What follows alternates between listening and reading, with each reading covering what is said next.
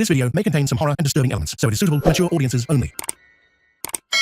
Tab Stories। एक परिवार और दो चूल्हे। शिरापुर नाम के एक छोटे से गांव में रामलाल अपने परिवार के साथ रहता था, जिसके दो बेटे थे, राघव और श्याम। दोनों बेटों की शादी हो चुकी थी और सभी एक साथ रहते थे। रामलाल ने अपने प्रेम और समझदारी से घर संभाला था।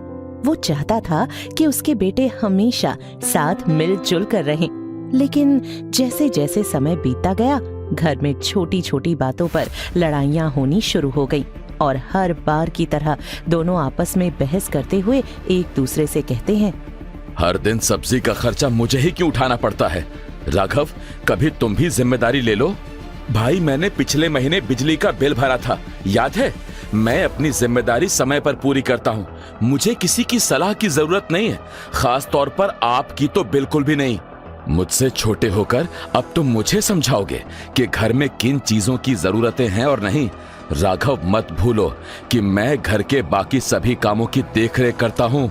दोनों की लड़ाई देखकर राघव की पत्नी सुमन को लगता था कि श्याम और उसकी पत्नी कमला पर ज्यादा जिम्मेदारी नहीं रहती। वहीं कमला का कहना था कि सुमन रसोई के काम में कभी मदद नहीं करती। इस छोटे छोटे विवाद ने एक दिन तो हद पार कर दी, क्योंकि दोनों भाइयों के बीच बड़ी दरार आ गई।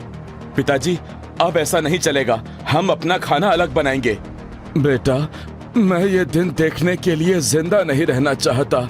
मैंने तुम्हें एक साथ रहने और एक दूसरे का सहारा बनने की शिक्षा दी थी।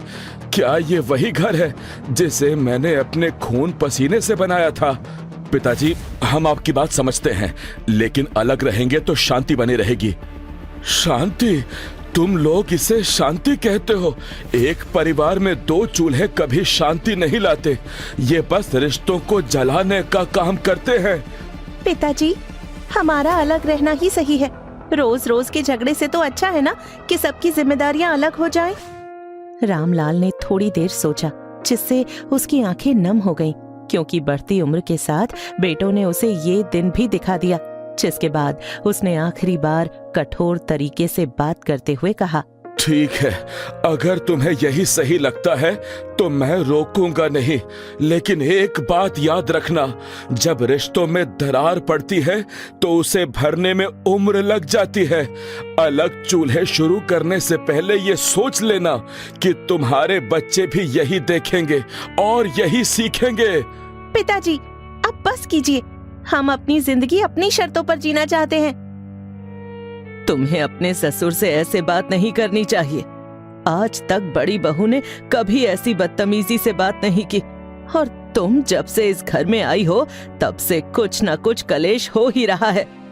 रामलाल ने सभी को बहुत समझाने की कोशिश की, लेकिन कोई नहीं माना और बहुत विवाद के बाद आखिरकार अगले दिन घर के आंगन में दो अलग चूल्हे बनाए गए।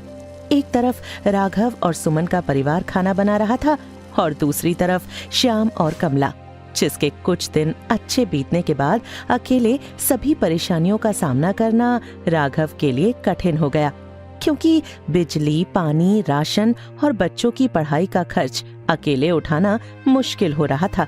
जिसे बताते हुए राघव ने सुमन से कहा, सुमन, पैसे कम पड़ रहे हैं, हर महीने कुछ न कुछ उधार लेना पड़ रहा है। ये अलग रहना हमें महंगा पड़ रहा है। तुमने ही पिताजी की बात नहीं मानी। उन्होंने समझाया था कि परिवार साथ रहेगा तो जिम्मेदारियां बटेंगी, लेकिन तुम्हें तो अलग रहना ही सही लगा। हाँ, ठीक है, कम से कम रोज के तानों से तो बेहतर ही है। वक्त के साथ धीरे धीरे घर में अलग अलग रहना सबके लिए चुनौतीपूर्ण होता जा रहा था। राघव और श्याम के बीच तनाव बढ़ता जा रहा था। दोनों की पत्नियां सुमन और कमला भी आपसी तकरार में फंस चुकी थी। हर दिन नई समस्याओं से सामना होता था। वहीं दूसरी ओर श्याम और कमला भी एक दूसरे से लड़ते हुए कहते हैं, हाँ, तुम्हारा रोज रोज इतनी देर से घर आना शोभा नहीं देता है, क्योंकि मुझे ही घर का काम करना पड़ता है। क्या तुम हमेशा शिकायतें ही करती रहोगी?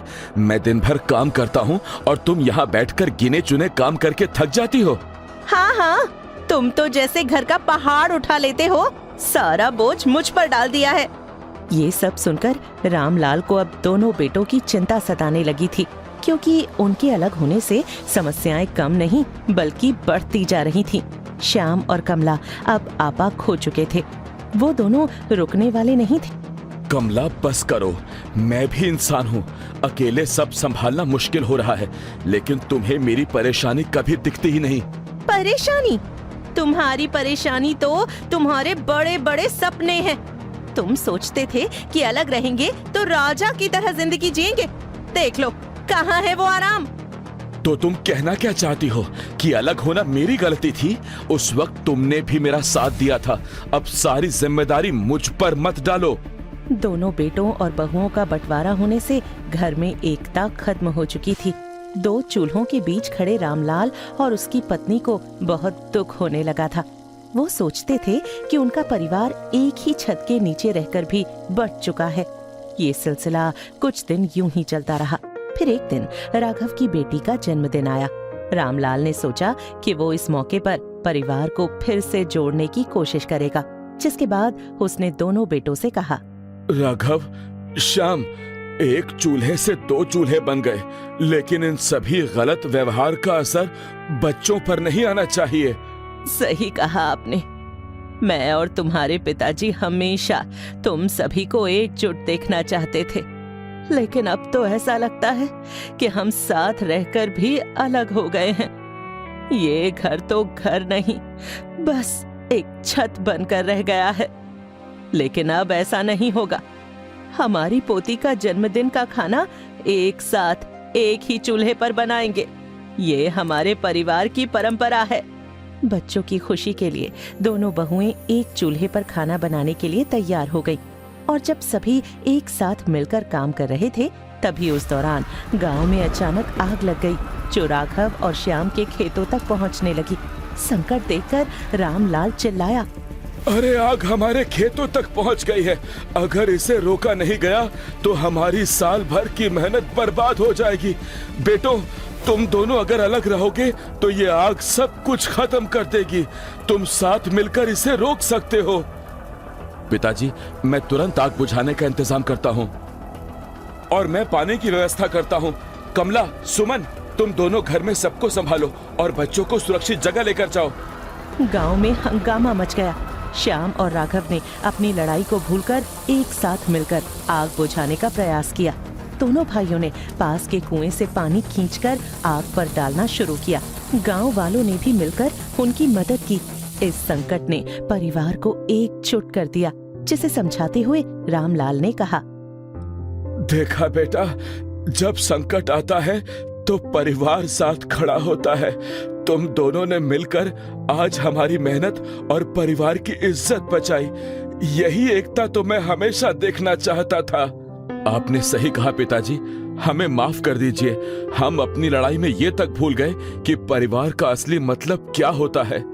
हमें समझ आ गया कि छोटी बातों में उलझकर हमने बड़ी गलती की। साथ रहकर ही हर समस्या हल हो सकती है। अब हमें समझ आ गया है कि साथ रहना कितना जरूरी है। जब हम साथ थे तब तक हर मुश्किल आसान थी। अलग होकर हमने खुद को कमजोर बना लिया। संकट ने रामलाल के परिवार को उनकी असली ताकत का एहसास करा दिया था। वहीं दूसरी ओर दोनों बहुओं ने भी अपनी गलतियों का एहसास करते हुए कहा, पिताजी, ये सब हमारी गलती थी। हमने अपनी जिम्मेदारियों को समझने के बजाय एक दूसरे पर आरोप लगाए। अब से हम हमेशा मिलजुल कर काम करेंगे। हाँ माँ जी, हम सब मिलकर इस घर को संभालेंगे और आप दोनों की इच्छाओं का आदर करेंगे। याद रखो बेटा, परिवार एक डोरी की तरह है। अगर इसे मजबूत रखोगे तो कोई संकट इसे तोड़ नहीं सकता, लेकिन जब इसे खुद ही कमजोर करोगे तो छोटी छोटी बातें इसे तोड़ देंगी। रामलाल दोनों बेटों और बहुओं का प्रेम देखकर प्रसन्न हुआ।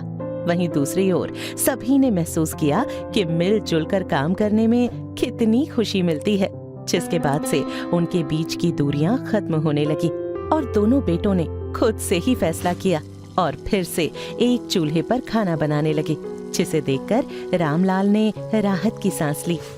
सच्चा परिवार वही है जो साथ रहकर एक दूसरे का दुख सुख समझे।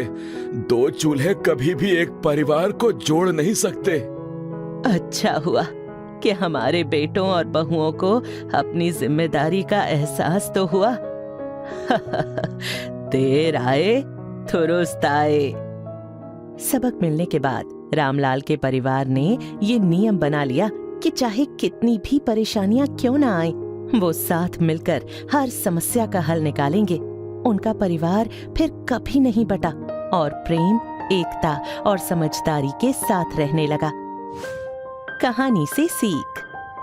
आग ने परिवार को ये सिखा दिया कि संकट से लड़ने के लिए एकजुट रहना ही सबसे बड़ी ताकत है। परिवार में एकता और आपसी समझ ही सबसे बड़ा धन है। छोटे छोटे झगड़ों को बड़ा बनाने से बेहतर है कि मिलकर समाधान खोजा जाए। आपको हमारी कहानी कैसी लगी? पसंद आई हो तो लाइक शेयर जरूर कीजिएगा। और आगे किस तरह की स्टोरी देखना चाहेंगे हमें कमेंट करके जरूर बताइएगा।